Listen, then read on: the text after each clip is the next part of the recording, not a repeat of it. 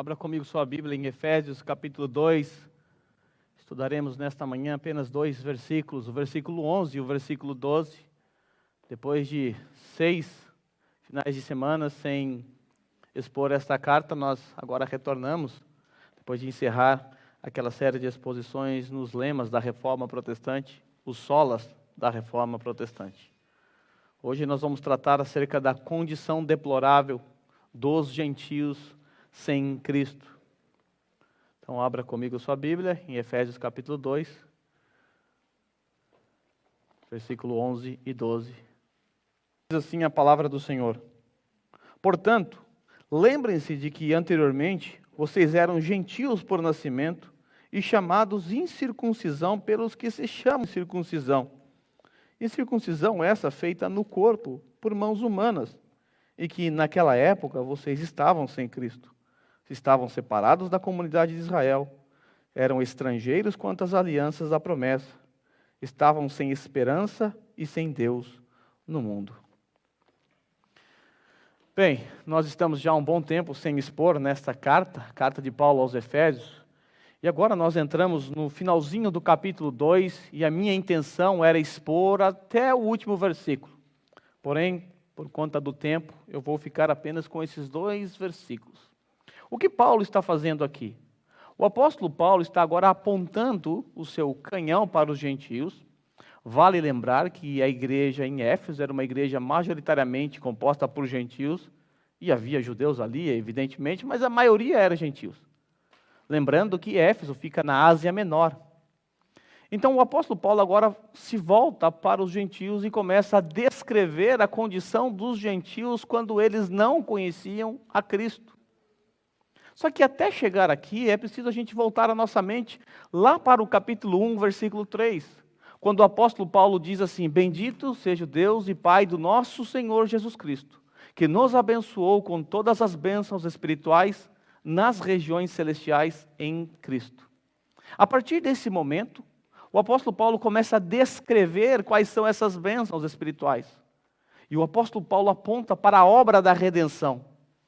A partir do versículo 4, Paulo então começa a descrever o papel do Pai, do Filho e do Espírito Santo nesta obra da redenção. Nós aprendemos ali que compete ao Pai eleger, depois de o Pai ter planejado, compete ao Filho executar, isso na cruz, evidentemente, e compete ao Espírito Santo selar, ser a garantia, ser o penhor, ou seja, o Espírito Santo aplica. Então o Pai planeja, o Filho executa e o Espírito Santo aplica. Tudo isso nós já vimos quando estudamos esses capítulos. Quando entramos no capítulo 2, do versículo 1 ao 3, o apóstolo Paulo descreve a condição da raça humana. Qual era a condição do homem sem Deus? Paulo diz que éramos, por natureza, merecedores da ira. Éramos escravos da nossa própria natureza. Estávamos debaixo das garras de Satanás. Estávamos mortos em nossos delitos e pecados. E a partir do versículo 4, o apóstolo Paulo começa a descrever o que Deus fez para reverter essa terrível condição ao qual nos encontrávamos. O texto começa mostrando que Deus foi rico em misericórdia, agiu com graça, agiu com amor e nos salvou, reverteu toda a nossa condição. Sabe o que aconteceu nesse exato momento em que a sua condição foi revertida? Ou seja, quando o Espírito Santo tocou o teu coração, quando Ele te transformou após você ouvir a palavra de Deus? Imediatamente, concomitantemente à sua regeneração, você foi inserido na Igreja Universal de Deus. A igreja de Cristo, que está espalhada por todo o universo. Naquele exato momento, você foi inserido na igreja universal. E se parasse por aqui, talvez nós até teríamos uma boa desculpa para ser um desigrejado em nossas casas. Como os desigrejados afirmam, né? Eles podem ser crentes na casa deles. Mas não para por aqui. E se parasse por aqui, talvez seria mais fácil para todos nós, não é verdade? Porque todos os domingos eu tenho que vir aqui, eu tenho que me relacionar com vocês. E olha que vocês não são fáceis, assim como eu não sou. Porque a igreja é o quê? É um conglomerado de pessoas com visões ou com cosmovisões diferentes. onde cada pessoa pensa de um jeito sobre determinado assunto. Assim é essa igreja, assim é todas as igrejas. Então não é fácil para nós, e seria muito fácil se só fazer parte da Igreja Universal bastasse. Mas esse nunca foi o propósito de Deus. O propósito de Deus foi que imediatamente após você fazer parte da Igreja Universal, você ingressasse numa igreja local. O próximo passo de você entrar numa igreja universal é você entrar na igreja local. Um problema mais delicado ainda do que o que nós enfrentamos aqui. Ou pelo menos um problema particular deles, que a gente não enfrenta aqui.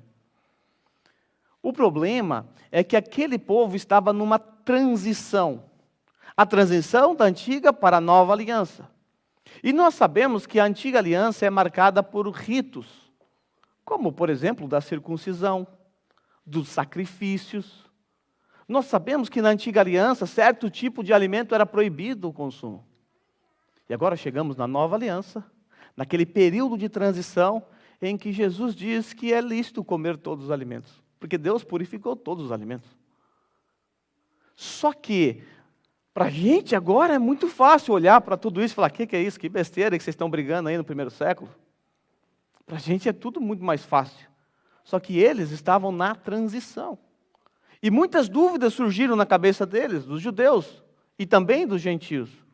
Dos judeus, por exemplo, assim, como é que nós fazemos com relação à lei de Moisés? Será que nós temos que respeitar essa dieta? Será que os sacrifícios ainda é válido? Será que o templo é o local onde a presença de Deus está focalizada ainda? Haviam essas dúvidas. E por outro lado, os gentios, quando ingressavam na igreja de Cristo, também tinham dúvidas. Será que nós podemos seguir do jeito que a gente segue mesmo? A gente não concorda muito com esse negócio de não comer porco aí, a gente até gosta de uma costelinha assada e tal. Será que a gente tem que parar de comer ou não? Resultado, confusão. Vale lembrar que lá no primeiro século, lá no capítulo 15 de Atos, foi realizado o primeiro concílio da igreja. Por quê?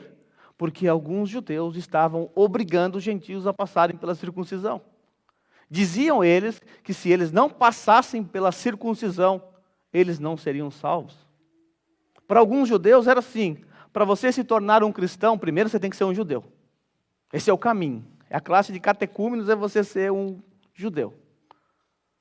E aí, então, as cartas que nós encontramos, como carta de Paulo aos Gálatas, Efésios, Romanos e as outras cartas também, Colossenses, elas tratam desse dilema. Elas tratam desse dilema. Seria muito fácil para nós, não para Deus, é claro, se Deus tivesse criado uma igreja para os judeus, uma igreja para os gentios. Judeus, você vai na igreja aqui de Nishio, os outros vão lá para a igreja de Randa. Isso talvez resolveria parte do problema, não é verdade? Mas esse não foi o plano de Deus. Porque Deus não tem dois povos. Deus tem apenas um único povo. E aprove ao Senhor unir num único lugar, num único corpo, tanto judeus quanto gentios. Esse problema estava presente lá em Jerusalém. E, de certa forma, em outras medidas, está presente também nos dias de hoje. Por causa de costumes que trazemos, por causa de percepções que temos da vida. E o resultado pode ser o mesmo da igreja de Jerusalém. Podemos não obrigar alguém a passar pela circuncisão, mas podemos tentar enfiar goela abaixo a nossa cosmovisão. E não adianta você falar que você não tem uma cosmovisão. Ninguém está aqui neutro. Todos vocês chegaram com uma cosmovisão. O que nós precisamos fazer é tirar esses óculos que temos hoje e quebrar. E colocar a lente do Evangelho.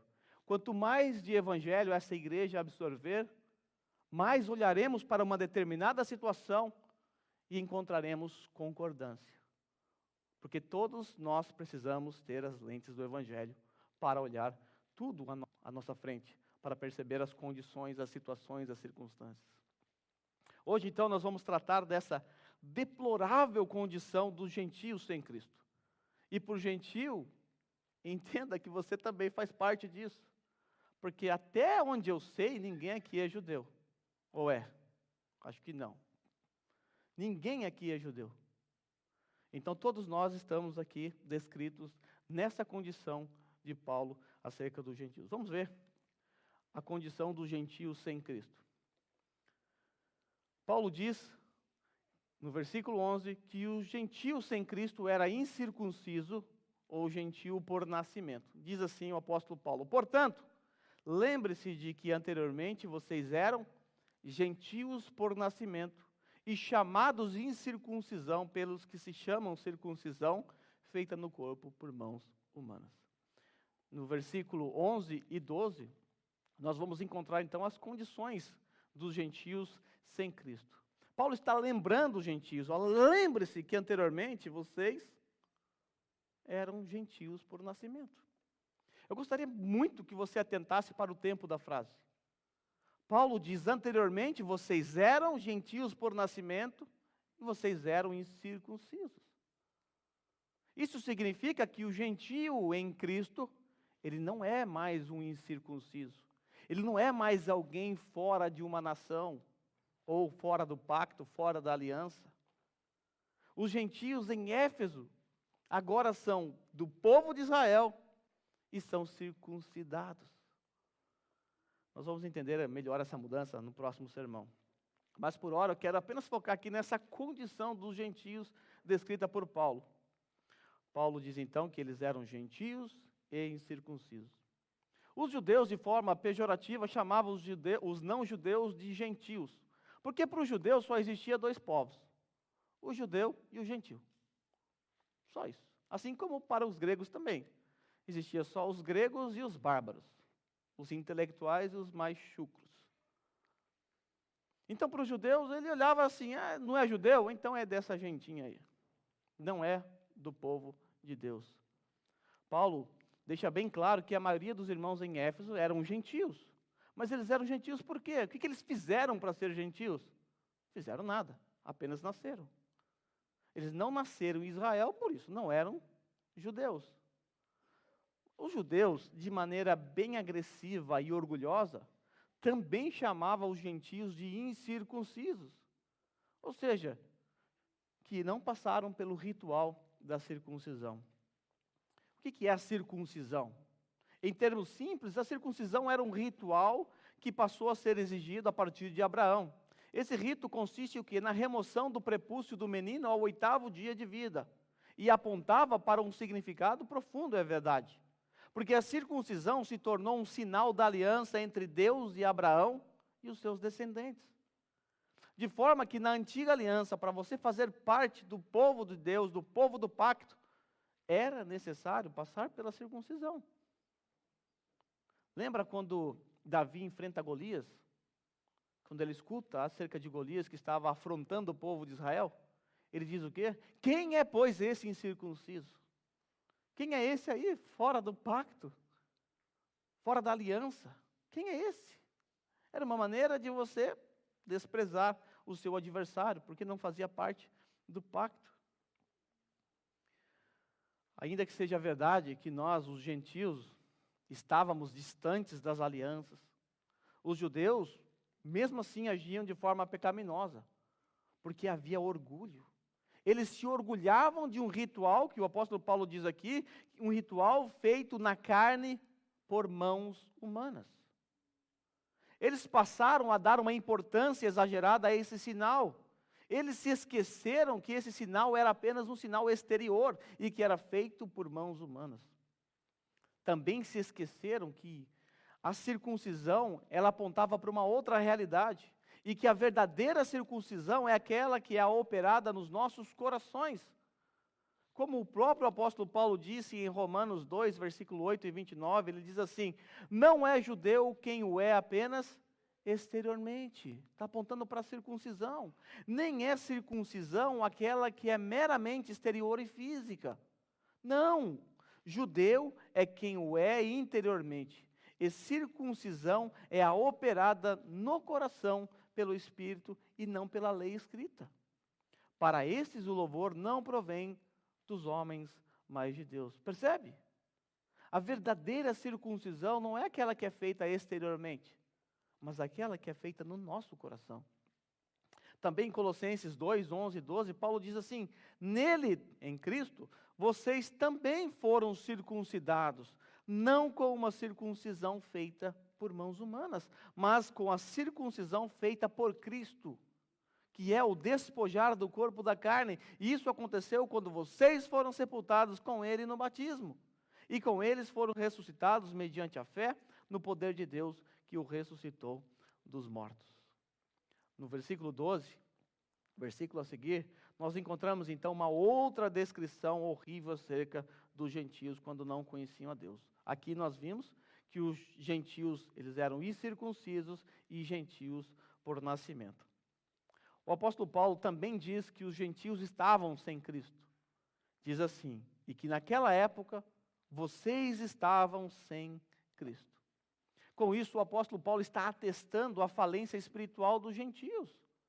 Essa expressão sem Cristo é trágica. Ela descreve a pior condição do ser humano. A pior condição do ser humano não é sua doença, o seu câncer, sua condição financeira. A pior descrição para o ser humano é quando ele está sem Cristo. Chamar alguém de sem Cristo é a pior descrição, porque atesta a falência espiritual de alguém. E desta terrível descrição, estar sem Cristo, depende as demais mazelas espirituais que estarão presentes nesse texto. Para o homem sem Cristo, não há esperança nenhuma. Porque é em Cristo que nós recebemos todas as bênçãos espirituais nas regiões celestiais. Como nós aprendemos no meu último sermão em Efésios, já faz bastante tempo, Deus, ele reverteu a nossa condição, nos dando vida e nos fazendo assentar com Cristo nas regiões celestiais. Durante todo o período dos gentios, antes deles conhecerem a Jesus, eles não estavam em Cristo, como Efésios 1 e 3, e não estavam com Cristo. Eles nem sequer tinham a expectativa de um rei, de um Messias. E essa era a nossa condição. Estávamos sem Cristo nesse mundo. Mas o problema pregresso dos gentios não para por aí. Paulo diz que eles também estavam separados da comunidade de Israel. E que naquela época vocês estavam sem Cristo, separados da comunidade de Israel. Os gentios, então, em sua vida pregressa, é descrito como separados da comunidade de Israel. O apóstolo Paulo mostra que os gentios estavam alienados não só dos símbolos externos, como, por exemplo, da circuncisão, mas que também estavam distantes dos privilégios que os israelitas gozavam. É verdade que há muitos privilégios, e o apóstolo Paulo diz isso em Romanos capítulo 3, versículo 1 e 2. Paulo mostra que há algumas vantagens sim em ser judeu. Paulo diz assim: que vantagem há então em ser judeu? Ou que utilidade há na circuncisão? Ele responde: muita, em todos os sentidos, principalmente porque aos judeus foram confiados a palavra de Deus. Privilégio. A palavra de Deus é um privilégio. Deus confiou ao povo da antiga aliança a palavra de Deus, e mais para frente nós vamos ver outros privilégios também. Nós não devemos nos esquecer que o povo na antiga aliança, o povo de Deus na antiga aliança, receberam a lei de Moisés, os profetas, as alianças, as promessas. E nós, gentios, por não fazermos parte da nação de Israel, estávamos excluídos de tudo isso. E naquela época, no máximo que um gentio conseguia chegar próximo da comunidade de Israel, era como um prosélito. Os gentios, então, por estarem sem Cristo, separados da comunidade de Deus, a comunidade de Israel, acabaram também alienados quanto às alianças. Paulo diz assim: e que naquela época vocês estavam sem Cristo, separados da comunidade de Israel, sendo estrangeiros quanto às alianças da promessa. Encontramos aqui então outro privilégio ao qual os gentios foram privados. Eles eram estranhos quanto às alianças da promessa. Eles estavam alienados quanto às alianças. Em Romanos 9, 4 a 5, Paulo mostra outros privilégios que os gentios não tinham. Acerca do povo de Israel, Paulo diz assim: Deles é a adoção de filhos. Deles é a glória divina. Deles é a aliança, a concessão da lei, a adoração no templo e as promessas. Deles são os patriarcas, e a partir deles se traça a linhagem humana de Cristo, que é Deus acima de todos, bendito para sempre. Amém. Haviam privilégios. Deles é a adoção de filhos, deles é a glória divina, deles é a aliança, a concessão da lei, a adoração no templo, as promessas, os patriarcas, e deles temos a linhagem do nosso Salvador. Olhando para esse texto de forma mais específica, somos levados a entender que o apóstolo Paulo está se referindo de forma direta à aliança que Deus fez com Abraão. Isso por conta do contexto, por conta da circuncisão que apareceu no contexto.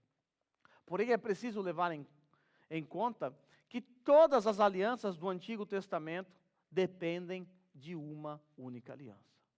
Todas as alianças do Antigo Testamento são edificadas em cima de uma única aliança. Aquela aliança que nós conhecemos como a aliança da graça. Aquela aliança que foi prometida em Gênesis 3:15. Então, todas as demais alianças que encontramos na palavra de Deus é um desenrolar progressivo dessa única promessa. A promessa da graça, a promessa do pacto da graça. Que promessa é essa? A promessa que um dia Deus enviaria um descendente que esmagaria a cabeça da serpente. Nós sabemos que esse descendente não é outro senão o nosso Senhor Jesus Cristo, que na cruz cumpriu o pacto da graça quando derramou o seu sangue. Quando lermos o Antigo Testamento, todos nós precisamos ter em mente o pacto da graça prometido. É com essa lente que você precisa ler a Bíblia. A lente do pacto da graça. Porque o que nós temos em Gênesis 3:15? O proto-evangelho. O proto-evangelho. Eu não disse no começo que você precisa colocar as lentes do evangelho para você enxergar a vida? Enxergar as circunstâncias? Então você precisa colocar a lente do pacto da graça para você ler toda a Bíblia. Porque a Bíblia não é um amontoado de histórias desconexas. É sobre a história de um Redentor. É sobre a história de uma promessa que foi feita no jardim, da qual, ao desenrolar a história, essa promessa foi sendo revelada ou recebendo mais luz de forma progressiva. Para a gente entender aqui um pouco dos prejuízos mencionados por Paulo nesse trecho, sobretudo no que diz respeito às alianças da promessa, é preciso compreender um pouco acerca da teologia da aliança. Eu quero oferecer a vocês nessa manhã alguns exemplos para que você tenha uma perspectiva bíblica cristológica, para que você olhe para a Bíblia com uma perspectiva cristológica sempre. Mas para isso, nós precisamos voltar num tempo quando não havia tempo. Voltaremos agora as nossas mentes para antes da fundação do mundo. Porque tudo começou antes da fundação do mundo, como nós vimos quando eu expus Efésios 1:3, foi o segundo sermão que eu preguei nessa série. Quando eu tratei acerca do bendito pacto eterno de redenção, tenho certeza que todos vocês se lembram, não é verdade? Ali nós vimos que a obra da redenção, que foi aplicada a nós pelo Espírito Santo, executada pelo Filho, planejada pelo Pai, na verdade ela começou na eternidade passada. Quando Pai e Filho entraram num acordo para salvar os seres humanos que ainda nem haviam sido criados. E esse pacto que foi feito entre o Pai e o Filho na eternidade passada é conhecido como o pacto eterno da redenção. Então começamos pela eternidade passada, quando Deus aprove entrar num acordo para redimir o seu povo que ainda nem existia. O que Deus faz depois? Bom, Deus cria o mundo, cria tudo o que neles há, e lá no sexto dia Deus cria o homem, e coloca o homem lá no jardim. O homem é responsável então para cuidar de tudo aquilo que Deus havia criado. Naquele jardim, então, Deus faz um pacto com Adão. Esse pacto é conhecido como o pacto de obras. Nesse pacto, Deus exigiu que Adão obedecesse, não comendo de um certo fruto proibido. Esse pacto é um pacto de obras porque ele é condicional. Se Adão não obedecesse, ou seja, se ele quebrasse o pacto de obras, ele sofreria sanções, experimentaria a morte física, eterna e espiritual. Se ele não quebrasse o pacto de obras, então ele gozaria dos privilégios de estar no jardim de Deus, na presença de Deus, e de gozar de uma vida sem pecado. Mas nós sabemos que a história não foi por aí. Depois, Deus criou Eva para ser auxiliadora de Adão. Colocou do lado, fez o homem dormir, arrancou uma costela dele e criou a sua costelinha, a Eva. Mas como bem sabemos, a Eva deu ouvidos à serpente. Ela emprestou os seus ouvidos à serpente. Adão foi incompetente em cuidar da sua esposa. Ela foi lá, comeu o fruto e também deu a Adão. Quando Adão comeu do fruto proibido, aconteceu o que nós conhecemos como a queda. Adão despencou, caiu, e ele arrastou consigo toda a raça humana. Porque Deus havia estabelecido Adão como um representante da raça humana, um cabeça federal. E se Adão obedecesse, todos os seus descendentes estariam em obediência junto com Adão. Porém, se Adão caísse, se ele quebrasse o pacto, toda a sua descendência nasceria debaixo de um pacto quebrado, inimigos de Deus, caídos por natureza. Deus estabeleceu Adão como nosso representante federal, e esta realidade pode ser percebida nesse texto de Romanos 5,12. Portanto, da mesma forma como o pecado entrou no mundo por um homem, e pelo pecado a morte, assim também a morte veio a todos os homens, porque todos pecaram. Consegue perceber essa representatividade federal? Adão caiu e arrastou toda a humanidade, da mesma forma como o pecado entrou no mundo por um homem, Adão, na sua queda. Nós caímos com Adão, nessa imagem que você está vendo. A humanidade inteira caiu junto com Adão. Então nós vimos que o homem pecou, e agora ele se encontra sem esperança. Porque não há mais nada que Adão possa fazer. Não há obras para Adão realizar para ele reverter essa condição. Adão não pode fazer absolutamente nada. Inclusive, Adão tentou resolver o seu problema, cozendo folhas de figueira para tampar, cobrir sua nudez. Mas nós vamos ver que depois da reunião que Deus convoca, o próprio Deus oferece roupas de animais. Ele entrega roupas de animais, feitas de pele de animais, para Adão. Ou seja, nem aquela obra era suficiente.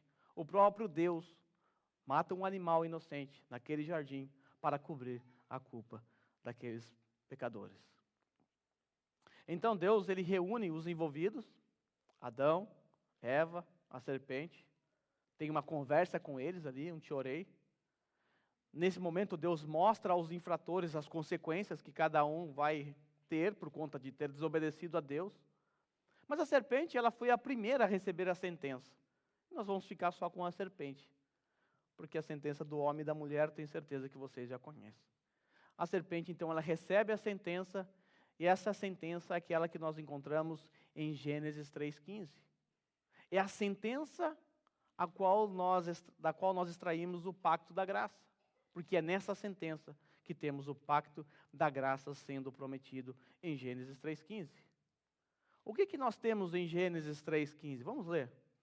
Diz assim: porém inimizade entre você e a mulher, entre a sua descendência e o descendente dela. Este lhe ferirá a cabeça e você lhe ferirá o calcanhar. Porém inimizade entre você e a mulher, entre a sua descendência e o descendente dela. Nós sabemos que esse descendente não é outro senão nosso Senhor Jesus Cristo. Esse descendente vai ferir a cabeça da serpente. É verdade que essa serpente vai ferir o calcanhar dele, mas a serpente terá sua cabeça ferida, uma ferida mortal. A nossa Confissão de Fé, lá no capítulo 7, parágrafo 3, também trata desta realidade. Diz assim: esta aliança é revelada no Evangelho, primeiramente a Adão, na promessa da salvação, Gênesis 3,15. É a promessa da salvação pela semente da mulher, e depois, por etapas sucessivas, até que a sua plena revelação foi completada no Novo Testamento. Quero que você perceba aqui que todas as alianças são apenas um desdobramento crescente que termina com a nova aliança no sangue de Jesus.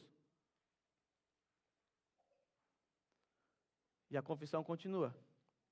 Essa aliança, que foi revelada progressivamente e completada no Novo Testamento, ela é fundada naquela transação da eterna aliança que houve entre o Pai e o Filho para a redenção dos eleitos.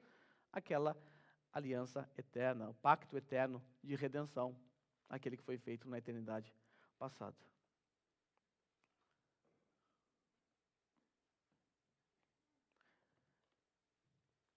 Então veja aí todos os pactos: pacto noético, pacto abrâmico, pacto mosaico, pacto davídico. Todos esses pactos estão numa crescente, rumo à cruz, indo em direção à cruz.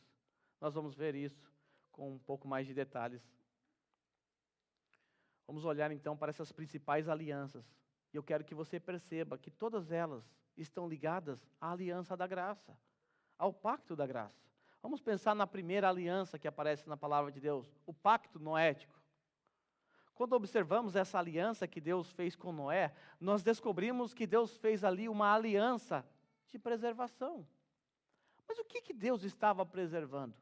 Será que a história da arca de Noé é sobre a fé de Noé? É sobre Noé? Será que ele é o personagem principal dessa história? Bem, ele aparece bastante nessa história, é verdade. Em Hebreus ressalta a fé dele ali, é verdade. Ele construiu um barco, afinal, num tempo em que não chovia. Mas essa história não é sobre Noé. Essa história, dentro da revelação progressiva, ela está ali. Deus resolveu salvar aquele povo, aqueles 8 que entraram no barco, não por conta da bondade deles, não porque Noé era muito bom. Basta você ver o que Noé fez, né, depois que saiu do barco. Se embriagou, seu filho o cão, viu ele nu e ele acabou sendo amaldiçoado. Então não é porque não era bom. Deus estava preservando o descendente prometido em Gênesis 3,15. Porque se Deus destruísse a raça humana toda, e isso seria justiça, ninguém ia reclamar disso, porque todos mereciam morrer mesmo.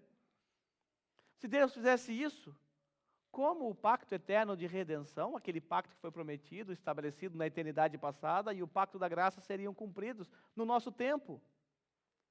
Deus estava preservando a linhagem do Messias através de Noé. No pacto abraâmico, Deus estava fazendo o quê? Deus estava criando o berço, a nação da qual viria o descendente da mulher. Esse descendente da mulher precisaria nascer em algum ambiente, em algum berço. E Deus escolheu a nação de Israel. E esse pacto aqui ele é muito importante para o contexto do versículo que nós estamos estudando hoje. Porque de Abraão nasce a nação de Israel. Então eu quero me deter um pouco nesse pacto, por conta do contexto da passagem a qual nós estamos estudando. O pacto abraâmico ele é dividido em 2 aspectos. O aspecto físico e o aspecto espiritual. No que diz respeito ao aspecto físico, Deus prometeu a Abraão e aos seus descendentes o quê? Um povo, uma descendência física que seria marcada pela circuncisão e uma terra, um território.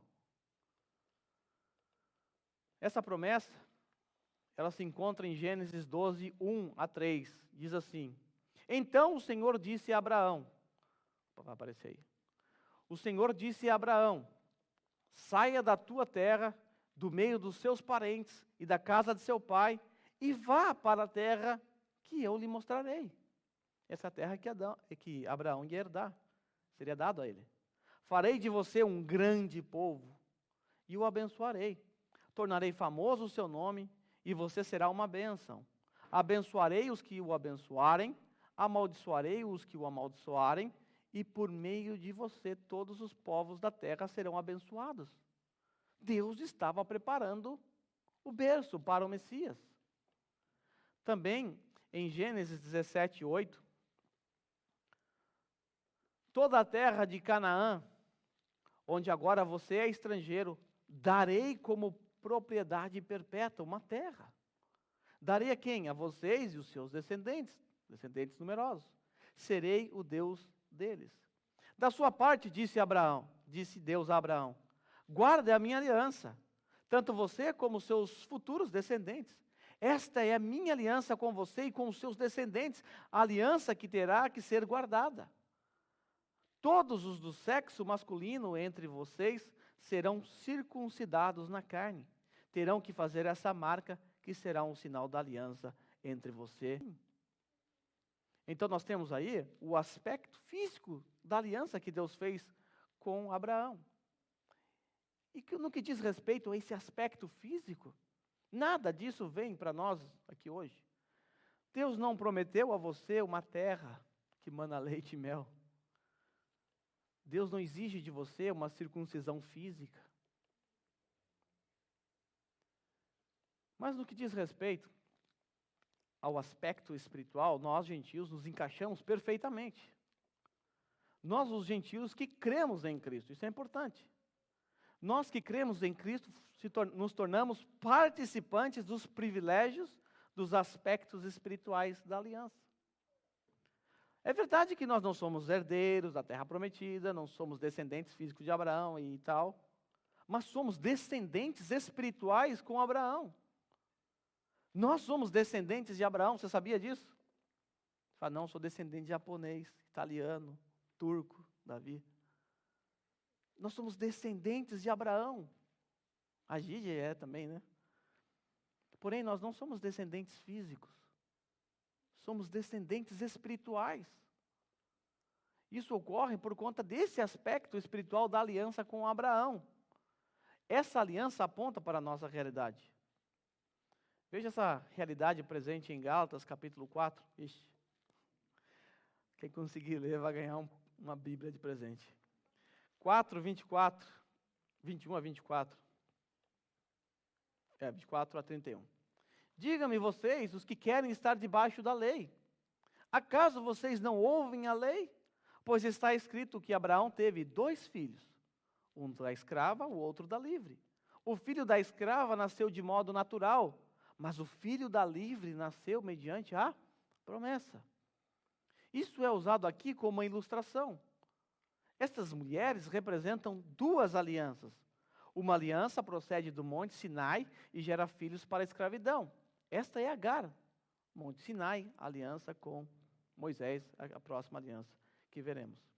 Agar representa o Monte Sinai na Arábia e corresponde à atual cidade de Jerusalém, que está escravizada com os seus filhos. Mas a Jerusalém do alto é livre. E é a nossa mãe, pois está escrito, regozije-se, ó estéril, você que nunca teve um filho. Grite de alegria, você que nunca esteve em trabalho de parto, porque mais são os filhos da mulher abandonada do que os daquela que tem marido.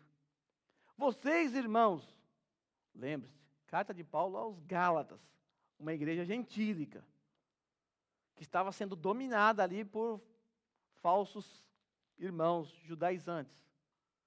Vocês, irmãos, são filhos da promessa como Isaac. Olha aí, olha o que nós somos. Filhos da promessa como Isaac. Naquele tempo, o filho nascido de modo natural perseguiu o filho nascido segundo o Espírito. O mesmo acontece agora, mas o que diz as Escrituras? Manda embora a escrava e o seu filho, porque o filho da escrava jamais será herdeiro com o filho da livre. E a conclusão, portanto, irmãos, não somos filhos da escrava, mas da livre. Também em Gálatas, capítulo 3, versículo 26 a 29, Paulo diz assim, todos vocês são filhos de Deus mediante a fé em Cristo Jesus, pois os que em Cristo foram batizados, de Cristo se revestiram. Não há judeu, nem grego, escravo, nem livre, homem, nem mulher, pois todos são um em Cristo Jesus. E se vocês são de Cristo, são descendência de Abraão e herdeiros segundo a promessa. Consegue perceber a nossa posição? Consegue perceber a posição do gentio em Cristo? O gentio em Cristo, ele passa a ser descendente de Abraão, segundo a promessa. Sobre esse aspecto espiritual, nós vamos tratar mais sobre isso no sermão que vem. Mas vamos continuar aqui o nosso progresso. Nós encontramos a seguir o pacto mosaico. No pacto mosaico, Deus estava fazendo o quê? Deus estava preservando e organizando o povo da qual viria o descendente.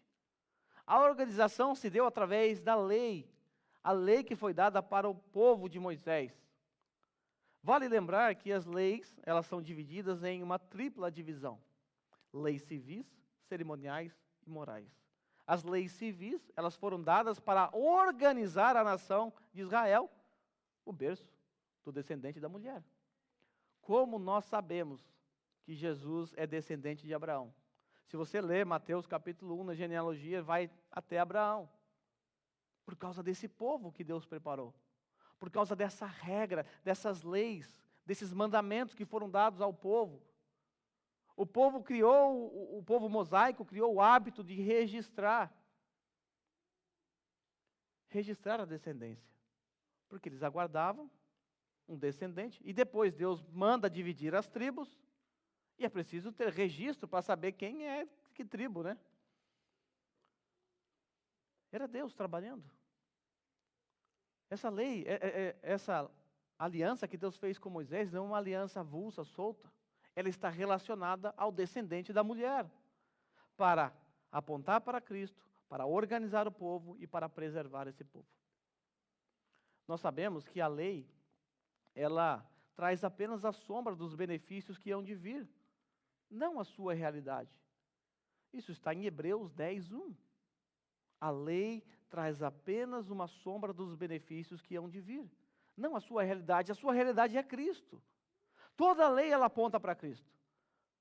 Quando você se depara com a lei, você descobre que você é um pecador miserável, um transgressor da lei, que você caiu junto com Adão. E isso te faz perceber a necessidade de um Redentor.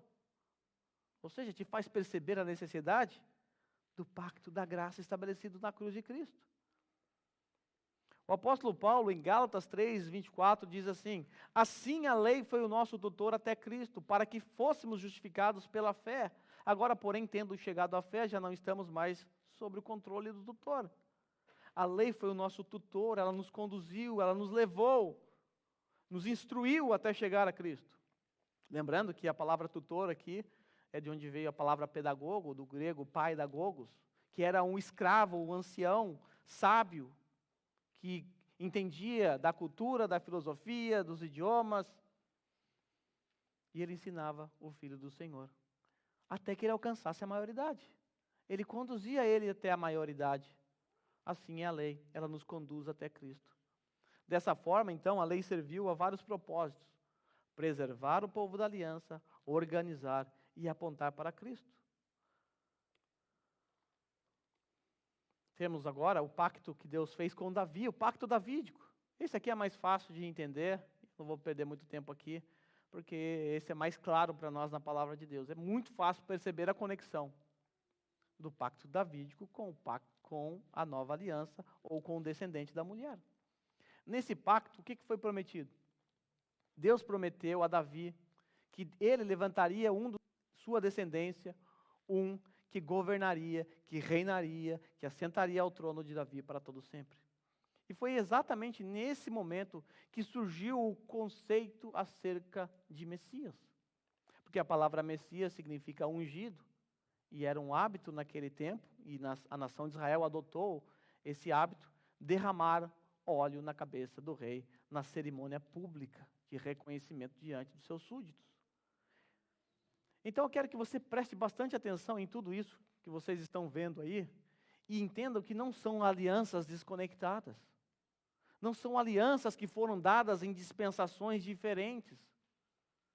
São apenas alianças que foram dadas apontando para uma outra aliança.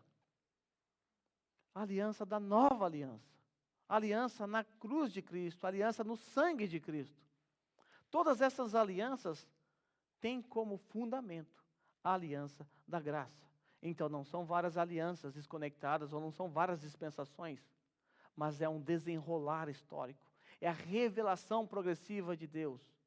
Deus foi se revelando pouco a pouco.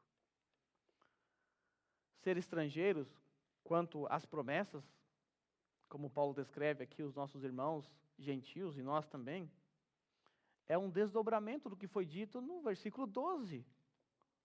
Vocês estavam sem Cristo. Porque todas as alianças tiveram como fundamento a promessa de Gênesis 3,15, que é sobre Cristo. Então, estar distante, longe da aliança, é o mesmo que estar sem Cristo.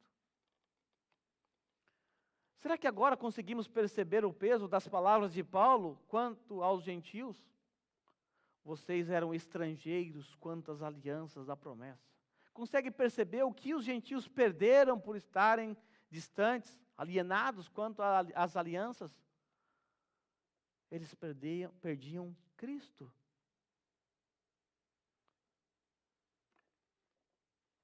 Eles estavam sem Cristo, estavam separados da comunidade.